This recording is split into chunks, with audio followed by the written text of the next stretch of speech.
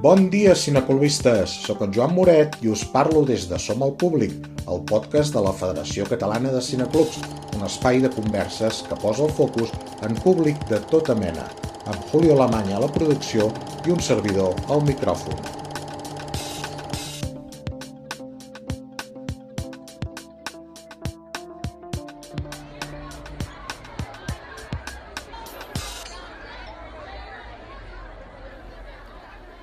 En aquest segon programa conversarem amb Bel Miralles, membre del Cineclub de l'Associació Cultural de Granollers i jove coordinador del Cinema Edison.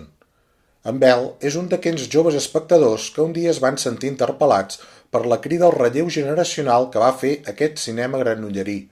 A través de la crida Edison ha acabat coordinant tot el que passa a l'edifici on avui ens trobem, el Cinema Edison de Granollers. Jordina! Hola, Joan! Què fas aquí? Presentant en Bel. Presentant Bel? Vinc a parlar amb en Bel, jo. Però en Bel m'ha demanat que... Que el presentis? Que el presenti, clar. És estupendo, això. Sí, et avui sembla bé? tenim convidada especial. Convidada especial. Que bé. Molt bé. Bueno. Doncs vinga, 2 petons, no, Joan? Vinga. 2 petons, Bel. Jordina Medalla, del Cineclub de l'Associació Cultural de Granollers, ens presenta el nostre convidat d'avui. En Bel és l'actual coordinador del Cinema Edison, però és moltes més coses. I a mi em fa molta il·lusió presentar-lo, perquè penso que hi ha una cosa amb tota la gent jove que ens ha entrat a l'Edison a través de la crida Edison, que és que malgrat que tinguem unes edats molt diferents, ens entenem perquè hi ha una cosa que ens uneix a tots, que és l'estima pel cinema. I això propicia xerrades, riures, comentaris seriosos, a vegades doncs, recordar pel·lícules més antigues, i m'agrada el seu esperit rebel, té una consciència social molt forta. I després també, esclar, puc dir que ha fet comunicació audiovisual a la Universitat Autònoma, que va treballar amb una productora de les franqueses que es deia Fishcorp, i que ha fet un postgrau de producció i gestió d'espectacles i festivals. O sigui que tenim una persona aquí acompanyant-nos molt vàlida. Però jo li vull dir una cosa, i una cosa important. Fa molts anys, en Miquel Porter, que va ser el meu professor de cinema a la Universitat de Barcelona, i la seva companya de vida, la Guillemet UR, em van dedicar un llibre, que els hi vaig demanar. Era un llibre sobre el cineclub infantil que ells havien creat fa molts anys. Em van mirar-me com vas amb aquell llibre i dic, no, a mi em fa molta il·lusió que em dediqueu a aquest. I en Miquel em va posar una frase que penso que estava molt bé per tu. Em va dir, gràcies per voler-nos continuar. I jo et dic el mateix, gràcies per voler-nos continuar al cineclub de l'Associació Cultural de Granollers. Oh, Jordina, moltes gràcies.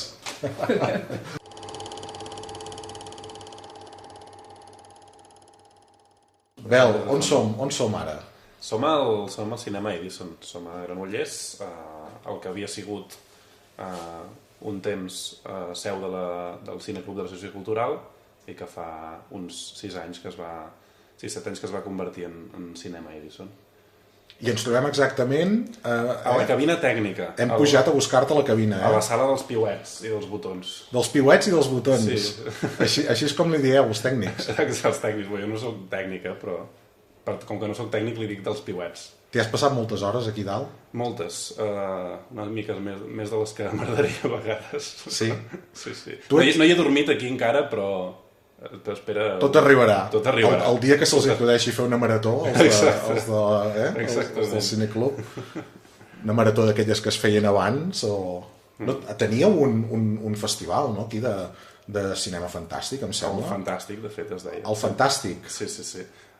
Sí, aquest any ja no l'hem tingut, però feia uns 12 anys, si no m'equivoco, que es feia aquí. No arribava a fer maratons, però sí que 1 de la nit, 2 de la nit arribàvem. Era el més tard que m'he quedat aquí. Déu-n'hi-do. Tu ets programador. Jo faig una mica de tot. Soc coordinador. Una mica de tot, one man show. One Man Show, home en el renaixement. No? Molt bé, és una altra manera de dir-ho, sí senyor.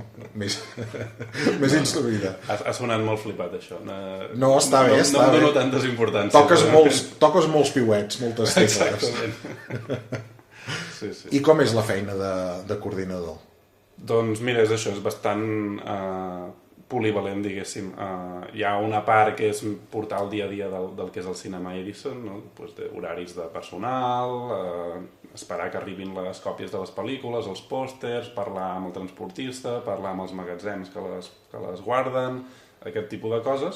Hi ha la part més creativa que m'agrada més, potser, que és aquesta de programació, que és una cosa fantàstica poder programar un cinema.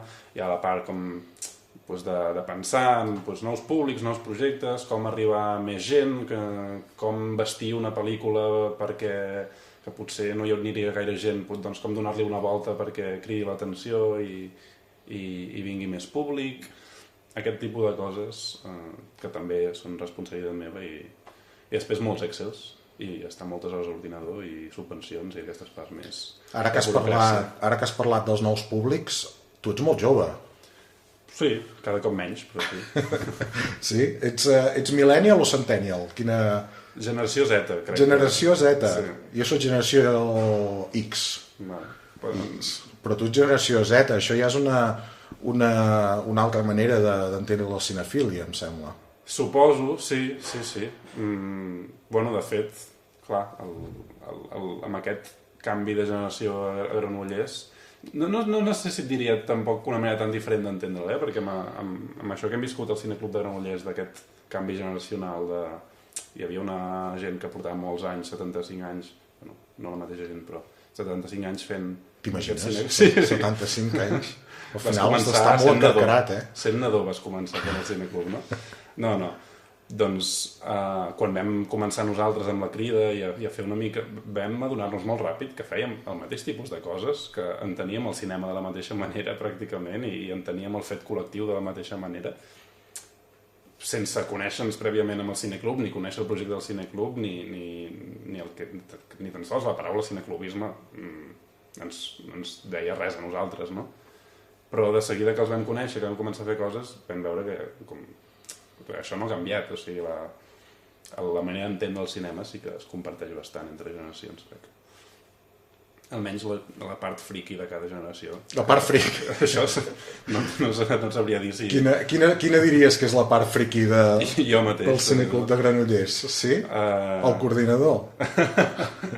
No, vull dir, o sigui, no sé si tota la generació Z entén el cinema com un fet col·lectiu i col·laboratiu, però els amants del cinema, ja siguin generació Z, millennials, generació X, baby boomers, qualsevol persona que tingui aquesta passió, crec que sí que entén el fet diferencial d'anar a una sala de cinema en lloc de veure-ho a Netflix, el fet de riure amb tota la sala i plorar amb tota la sala i no estar mirant la pel·li mentre rentes la roba o fas el sopar. Però potser dins de la teva generació és un gaire poc comú, perquè estem parlant ja de nadius digitals, més o menys. Clar, doncs la diferència és que la part friki és més petita del que era abans, no? Sí. Abans hi havia més friquis, no sé. Bé, potser ha tornat al seu significat més intens, no?, la paraula. Potser hi havia un moment en què hi havia masses friquis. Exacte. Totalment a friki i ja no això... Llavors ningú és. Clar, ja no era el mateix. Hem passat temps difícils pel friquisme. Està molt bé que ara torneu a ser més selectes, més estrictes amb la friquitud, amb la friquidesa, amb el friquisme. Friquidesa m'agrada bastant, ens quedem amb aquesta. Amb la friquidesa del personal. Sí, clar, és veritat que és això, els hàbits culturals que tenim com a generació. Clar, jo soc principis de generació Z, aleshores els mòbils no em van arribar ja fins una mica bastant entrada a l'adolescència i teníem l'ordinador a casa, però el feia servir el meu pare per treballar i poc més. Aleshores, potser sí que per mi ha sigut més fàcil el valorar això de la sala de cinema que no pas per la gent que sí que ja d'entrada als 3 anys li posen una tauleta a la cara perquè no molesti durant el restaurant, saps? Sí, clarament és un hàbit que costa trencar perquè és comodíssim el mirar pel·lícules a casa, Però mira, aquí també fem visites guiades aquí a l'Edison, que venen xavals molt joves. Amb les escoles. Amb les escoles, i els intento explicar justament això. On mireu pel·lis vosaltres? I quantes vegades aneu al cine? I què diríeu que fa diferent al cine? I bueno, tots et diuen, bueno, la pantalla és més gran, se sent millor, es veu millor, no sé què. Però intento explicar-los una mica això, no? Vale, però al sofà de casa pots estar molt còmode, però és que ho veus tu sol la pel·li o amb la teva mare.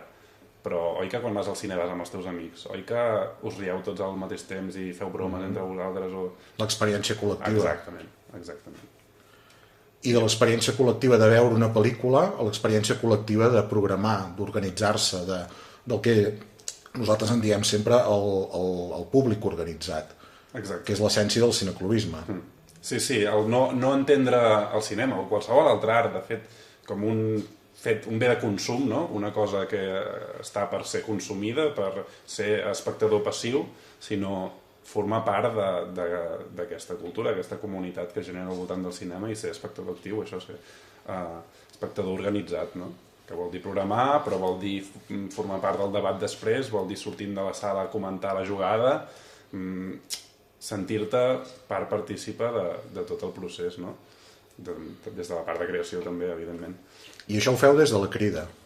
Bueno, des de la Crida, sí, tenim diversos projectes que hem engegat en aquesta línia, no? De generar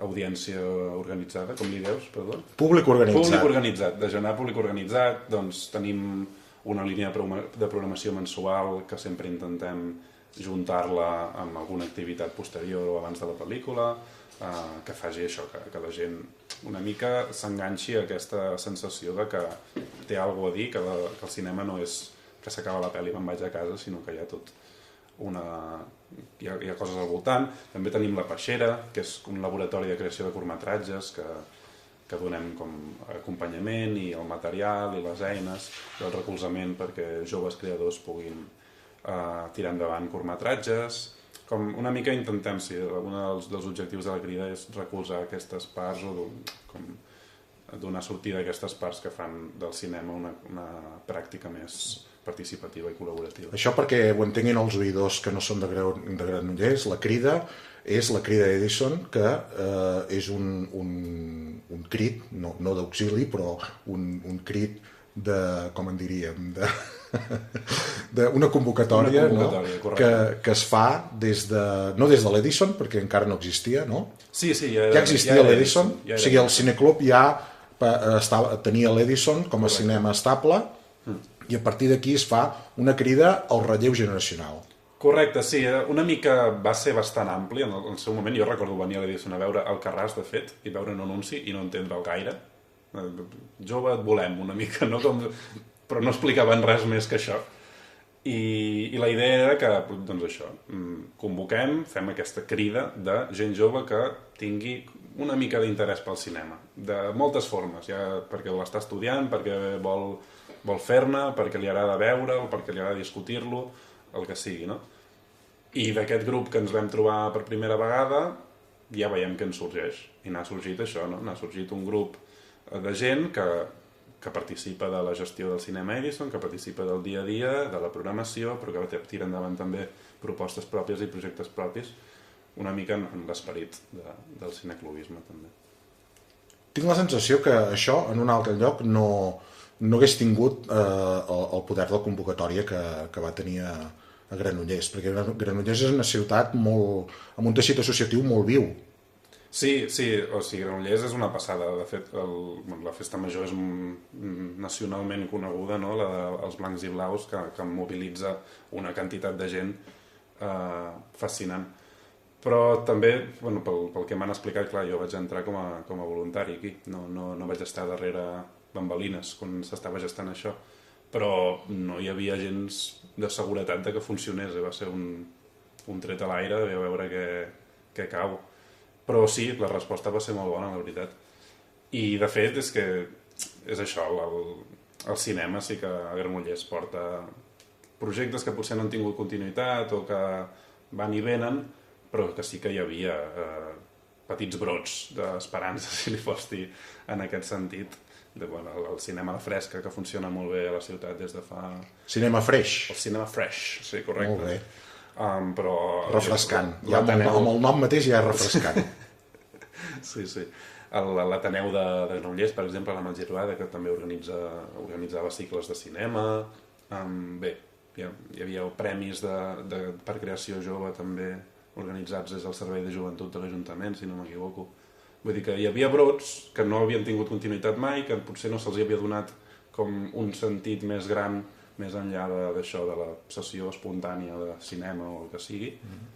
I jo crec que sí, com posar-li lloc també, posar-li un lloc físic a les coses i un nom també ajuda molt sempre a que arrelin, i en aquest cas va ser encertat, jo crec, com donar-li aquest sentit de el cinema Edison convoca la gent jove que tingui aquesta passió i confiança i recursos i endavant i feu-vos-ho vostre, diguéssim.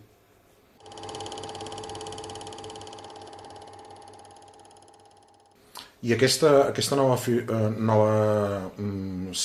cinefília que es fa present a la Crida es veu també al pati de butaques? Es veu representada? Jo crec que hi ha hagut... O sigui, ha funcionat com a política de nous públics, diguéssim. Sí? O sigui, ha funcionat a nivell de treure gent nova per les propostes de programació, però també per aquestes activitats complementàries, també per... Al final, això, si obres la gestió, obres també com la ciutadania, com jo crec que respon a això, no? Veu l'equipament com una cosa més propera, perquè es veu representada la gent que de sobte està per allà corrents i fent coses i dius, hòstia, sí, jo amb aquest vaig anar a l'institut o coses d'aquestes, no? Que quan t'obres i quan estires la mà cap a la ciutadania jo crec que sí que hi ha un retorn en aquest sentit i sí que ho hem notat. Tampoc et mentiria, et diria que de sobte tenim la sala plena d'adolescents perquè no és així. O sigui, crec que s'ha rejuvenit el públic cap a la mitjana d'edat més que cap als adolescents, però bueno, tasca pendent, també és una cosa esglaonada.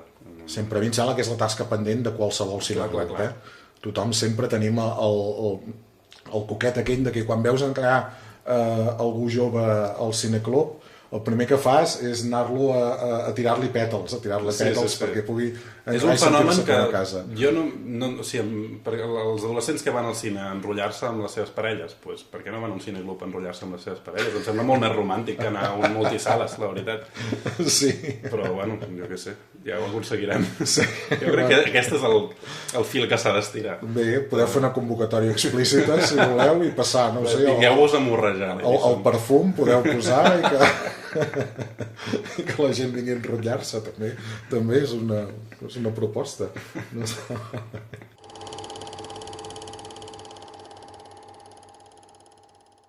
Bé, són molts anys de l'Associació Cultural Granollers, 75 anys, 7 de l'Edison com a seu estable.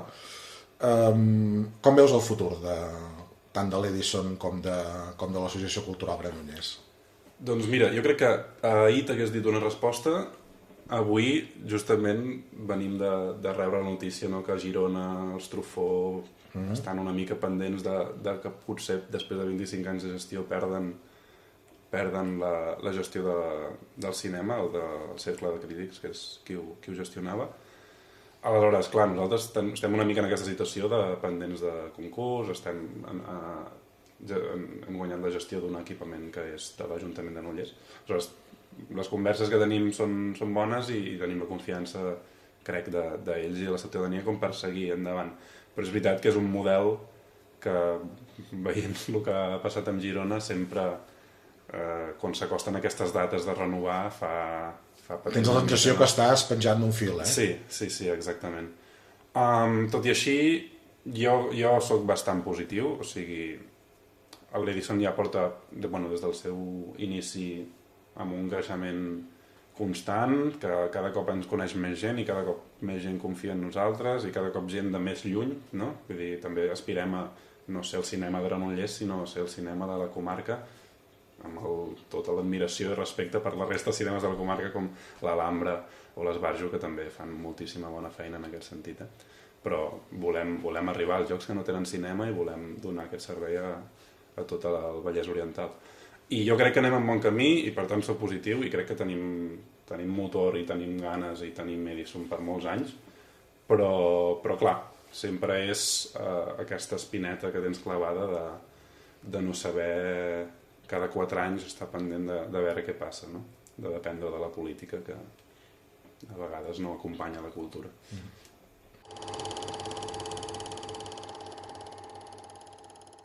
Ens interessa molt saber també, no sé, parlar una mica dels referents, no? Quins referents tens o teniu des de la Crida a l'hora de veure cinema, de programar-lo, de pensar les sessions i de fer una mica el joc aquell que a mi m'agrada dir d'estirar la corda, no? De veure fins on pots tibar la corda amb el públic, no? Fins on el pots portar cap al teu terreny o quan has de cedir una mica, donar una mica de peixet i que es confiïn per després tornar a tibar fort. Doncs mira, jo crec que una cosa bastant maca és que és impossible de definir, crec, el criteri o els referents de la Crida, perquè cadascú té les seves obsessions completament, algunes obscures, les altres, jo què sé, de tot arreu, no? Però no ho sé, jo és que també crec que sóc personalment, una barreja també d'influències una mica estranya. O sigui, a mi va haver-hi un temps que m'apassionava absolutament i ho portava per bandera el Fantaterror. Fantaterror espanyol! El Fantaterror espanyol. El tanto! Tinc un tatuatge de ¿Quién puede matar a un niño? De fet. Ah, sí? Carai, molt bé. Ostres, sí, el cartell espanyol. El cartell. Sí. Perquè, bueno, trobava que era una cosa que, com aquesta part de fer cinema amb pocs recursos, de l'amor al procés, de l'artesania, dels efectes pràctics i trobar solucions d'on no hi ha res. També a vegades no saber-ne gaire. I no saber-ne gaire, però és que hi havia una entrevista ho hem de dir. Al Jess Franco, sí. que explicava... Jess, Jesús, Robert... 1000 noms tenia l'home. Mai he sabut com es diu de veritat aquest home. Però que explicava això, no? No, si jo sabia que les meves pel·lícules eren una porqueria i que no tenia ni idea del que feia, però és que prefereixo 1000 vegades dedicar la meva vida a fer cine que fer una altra cosa. Sí, que sé que això era sé que és una porqueria, però és que això és el que vull fer. I una mica aquesta pura passió i dedicació i aquesta cosa pràctica i d'arremangar-se i de trobar solucions a la falta de diners, a la falta de recursos, a tot, em semblava brutal i quan estudiant la carrera m'inspirava moltíssim i una mica era el que on m'emmirallava, no? És que vull fer això algun dia. També la idea aquella de popurri, no? Perquè moltes d'aquestes pel·lícules tenien com 5 o 6 versions, depenent del país on s'estrenaven, depenent de les estrelles que sortien, que a vegades eren alemanys i estaven doblats a la versió espanyola. Sí. Trobar la versió original d'això és que no hi havia versió original perquè tothom parlava el seu idioma original al rodatge i després ho doblaven segons si estrenaven a un lloc o un altre. No? Exacte. I també una part, hi ha un llibre molt bo hòstia, ara no et sabré dir el nom, però que va sobre la censura durant el franquisme i que justament parla que aquestes pel·lícules que per la censura o per la societat eren considerades com de segona categoria, que és això, el fantaterror, les pel·lis de destape, aquestes coses, com que passaven per la censura amb una lupa menys atenta, diguéssim, després podies trobar-te coses en mig franquisme de pel·lícules que criticaven l'Església o que com que passaven pel filtre coses que d'un cineasta com més considerat per la crítica no haguessin deixat passar, no? Això també és fascinant, el terror i aquesta cosa més macarra, com l'única crítica social que es podia fer al cinema era a través d'això, del destape, del macarrisme, del terror i d'aquest gènere. N'heu fet alguna de fantaterror al cineclub? No, no us heu atrevit? Jo crec que aquest estira i arronsa que deies el perds directament, si poses segons què. un Vampiros Lesbos o una cosa així, potser. Home, a Gis Franco li van donar el Goya d'Honor fa uns anys, vull dir que sempre jo crec que es pot trobar la manera de vendre'l. Jo crec que la cosa es pot... Bueno, serà la meva batalla. A partir d'ara ho intentaré. Sí, molt bé, molt bé. Doncs, molta sort. Gràcies. No, però això per una banda, per l'altra també sóc un romàntic cursi de l'hòstia que m'encanten, jo què sé, l'Eric Romer i Cuando Harry conoció a Sally i segons... Molt diferents, eh? Sí. Però també m'encanta sentir-me que una pel·li m'estova i em deixa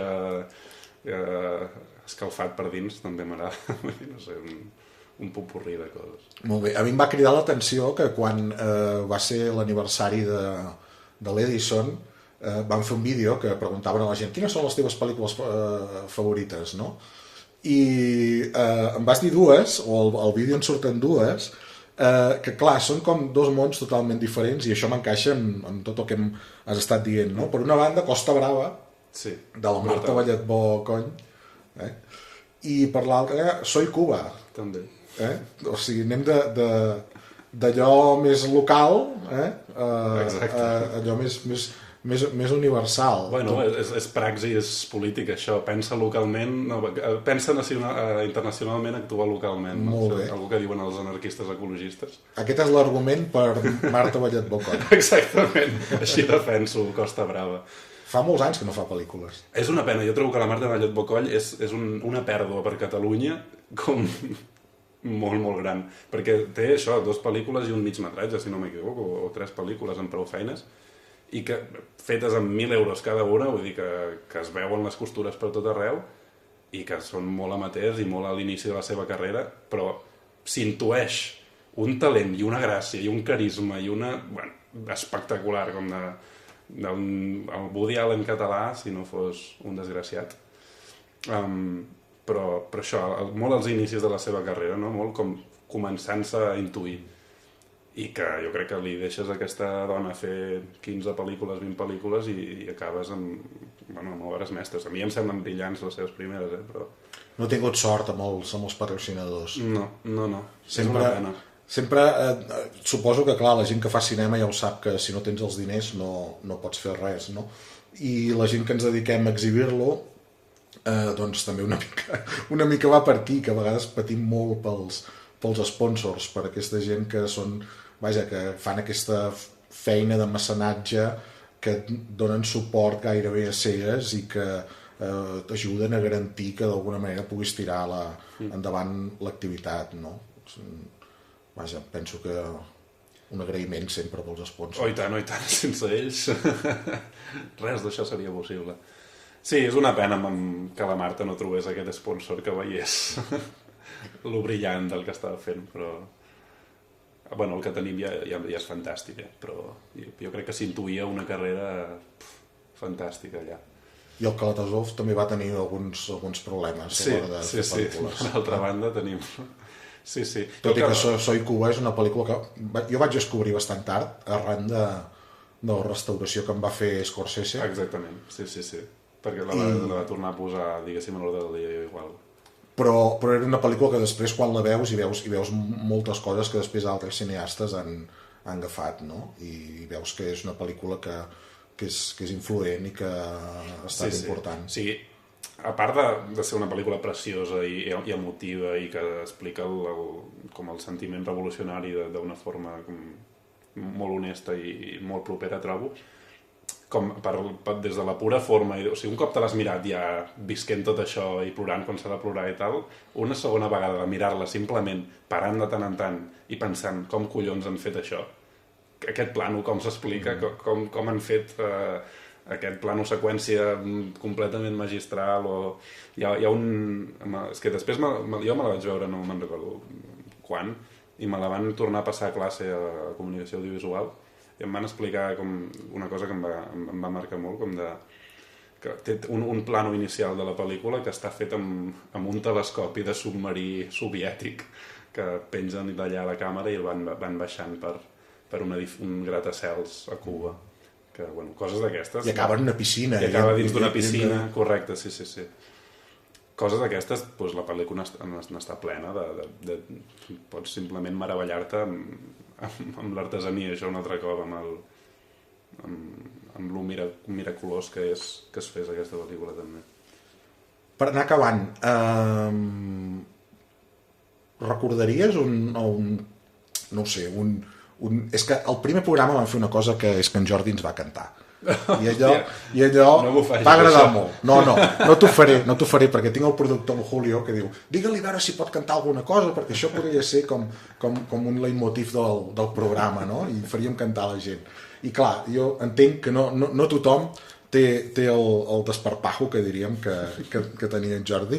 I aleshores jo pensava, no ho sé, recordar alguna escena memorable, hi ha alguna pel·lícula que dius, mira, és que aquest diàleg a mi em roda pel cap sempre, m'acompanya quan vaig pel carrer, quan rento els plats, quan faig alguna cosa que necessito estar ben acompanyat, em torna aquest diàleg, aquesta escena, aquest moment de pel·lícula.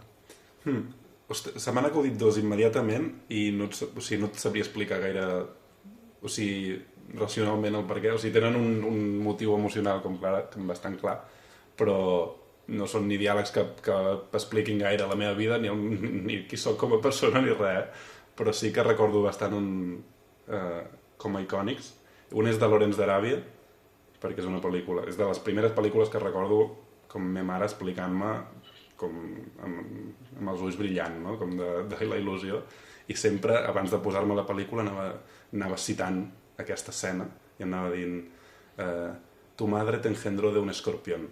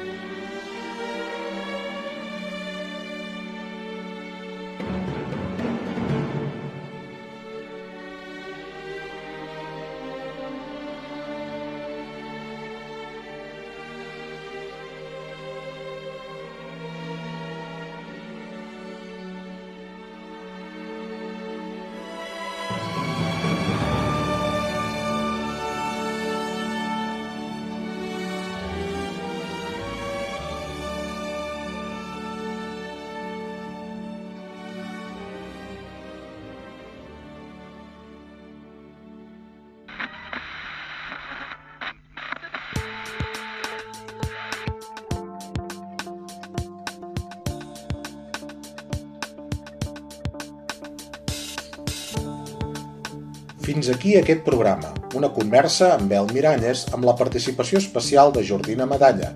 Us ha parlat Joan Moret, amb producció i edició de Julio Alemanya i música de Gabriel Rodríguez. Salut i pelis!